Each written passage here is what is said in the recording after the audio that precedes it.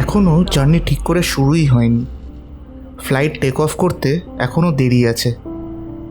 কিন্তু জানি না কেন ট্রেনটা যত আমাদের ফ্লাইটের কাছাকাছি নিয়ে যাচ্ছে তখন একটা প্রশ্ন বারবার নিজেরই মাথায় আসছে। 1.5 থেকে 2 বছর আগে যখন বাড়ি ছেড়ে এত দূর আসার ডিসিশন নিয়েছিলাম তখন 2 মিনিটও কি সময় নিয়েছিলাম এটা চিন্তা করতে যে কতগুলো কাছের মানুষকে ছেড়ে বেরিয়ে আসছি? এর ইম্প্যাক্টটা বোঝার মতন হয়তো ক্ষমতাই ছিল না। এই ডিসিশনগুলো কিসের জন্য নেওয়া? For a better life? এই অ্যান্সারটাই সবার মাথায় আসে।